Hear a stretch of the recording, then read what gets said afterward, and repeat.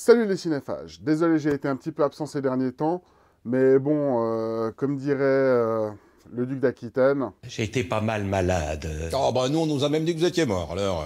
Ah, oui, enfin, là, je vais mieux. Est-ce que c'était vraiment le duc d'Aquitaine? Enfin bref. Donc je vais reprendre les vidéos, j'ai pris un peu de temps pour réfléchir. Est-ce que le concept me plaisait? J'avais l'impression de louper beaucoup de choses sur les films, d'en parler un peu vite. Donc je vais reprendre avec ceci, l'Empire de la Passion et l'Empire des Sens. Donc vous regardez certainement la vidéo sur l'Empire de la Passion. Je vous fais juste une petite intro voilà, pour vous expliquer que je suis désolé, que les vidéos vont peut-être s'éloigner un peu, parce que la vie change et parce que je ne suis pas hyper content de mon résultat jusqu'à présent. Donc je vais chercher des moyens de m'améliorer. Vous voyez, peut-être qu'il y a un petit changement au niveau de la lumière, au niveau du cadrage. J'ai changé de caméra aussi. Voilà, parce que filmer à la GoPro avec un hyper grand angle, je trouvais que ça donnait pas super bien. Donc, on va essayer ça. L'Empire de la Passion, c'est un film relativement bien noté, vu qu'il a reçu 3,5 sur 5 sur Allociné et 5,6 sur 10 sur Sens Critique. Donc, on va voir tout de suite ce que vaut ce film, et je vous retrouve après visionnage.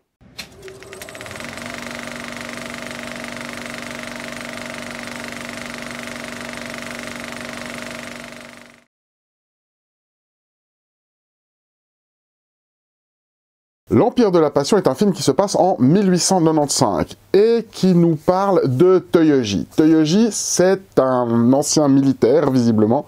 Et Toyoji, il a envie de ken. Mais il n'a pas envie de ken n'importe qui. Il a envie de ken Seki. Seki, qui est une femme 20 ans plus vieille que lui, est mariée à un pousse-pousse du nom de Gisaburo. Donc jusque-là, bon... Si on s'en tenait à l'envie de ken, voire au kenage discretos, ça pourrait passer. Mais non, en fait, ce qui va se passer, c'est que notre Toyoji va mettre au point un plan pour obliger Seki à buter Gisaburo avec lui. Donc je ne sais pas si vous me suivez, mais grosso modo, on a un meurtre, en fait. Et le film est un film entre le film érotique avec les scènes de cul et le film de fantôme. Voilà. Je pense qu'il n'y a que les Japonais qui peuvent nous faire un truc comme ça. Alors, franchement, la photographie est magnifique. Je vais revenir après sur quelques points du scénario. Mais la photographie est magnifique, l'ambiance est géniale, les acteurs sont superbes. Non, regardez-le, franchement, c'est 103 minutes qui passent impeccable. Alors, je vous préviens, ça va spoiler pendant tout l'épisode. Attention, vous allez rentrer dans la spoiler zone. L'histoire d'amour commence quand même par un viol, c'est-à-dire que Toyoji vient voir Seiko de temps en temps, lui amène des petits cadeaux, des petits machins, des petits trucs, et un jour, il la chope, il l'amène dans la chambre, et il la... Pardon, ils font la chose. Et pendant ce temps-là, le fils de Seki et Gisaburo est dans la pièce d'à côté et chiale. Bonne ambiance. Donc, on part sur un syndrome de Stockholm plus... Et au fur et à mesure que le film avance, on va découvrir que Toyoji, en plus d'être un violeur, mais qui visiblement plaît aux femmes parce qu'elle revient, c'est aussi un putain de stalker, voilà, hein? Balance ton Toyoji.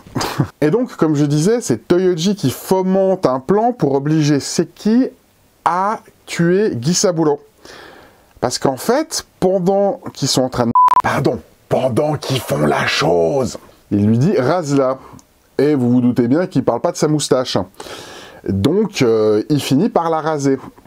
Et il lui dit « ah, mais maintenant que t'es rasé, ton mari, il va savoir qu'il s'est passé un truc. Donc, il faut le buter ». Je crois qu'on a affaire à un génie du mal. Donc, ils se mettent d'accord, c'est qui saoule Gisaburo. Toyoji lui passe une corde autour du cou, clac, et au fond d'un puits. Et là, d'un coup, le film nous balance une voix off qu'on n'a jamais entendue. Voilà. D'un coup, il y a une bonne femme qui te raconte qu'il s'est passé 3 ans, que Toyoji va balancer des feuilles dans le puits, Mais pendant 3 ans, visiblement, il se passe rien. Ils arrivent à faire croire que Gisaburo est parti travailler à Tokyo. Enfin, tout va bien. Et là, au bout de 3 ans, alors je ne sais pas si le chiffre 3 a une signification pour les Japonais ou s'il y a quelque chose qui est censé se passer au bout de 3 ans, mais au bout de 3 ans, eh ben, le fantôme commence à venir hanter Seki. Et un inspecteur débarque suite au fait que plusieurs gens dans le village prétendent avoir vu le fantôme ou ont vu le fantôme. Bref, l'inspecteur arrive, commence son enquête, en même temps on a les scènes de hantise, et puis il y a le jeune patron, je crois pas qu'il est nommé dans le film, qui voit ou qui a vu Toyoji jeter des feuilles dans le puits, qui revient au puits, Toyoji vient lui dire « patron, qu'est-ce que tu fais là? Tu t'intéresses à ce puits, qu'est-ce qui se passe ?» Et le but, voilà, donc Toyoji 2, villageois 0. Les apparitions du fantôme commencent à rendre les deux complices un peu gueulin, donc ils vont commencer à péter les plombs et se dire qu'il faut peut-être enterrer le cadavre proprement, histoire qu'il arrête de les hanter. Donc il retourne au fond du puits, il commence à creuser. Là il y a une scène dégueulasse, et en gros, Seki se fait crever les yeux. Voilà, joie, bonheur et petit bateau. Bref, on arrive gentiment à la fin du film. Alors, ils sont ressortis du puits, on ne sait pas comment. Elle est aveugle.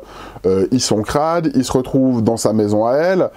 Scène de cul. Bah oui, parce que ça reste quand même un film un tant soit peu érotique, donc scène de cul. Et finalement, le flic qui a tergiversé pendant tout le film les chope, les attache à un arbre et leur tape dessus jusqu'à ce qu'ils avouent.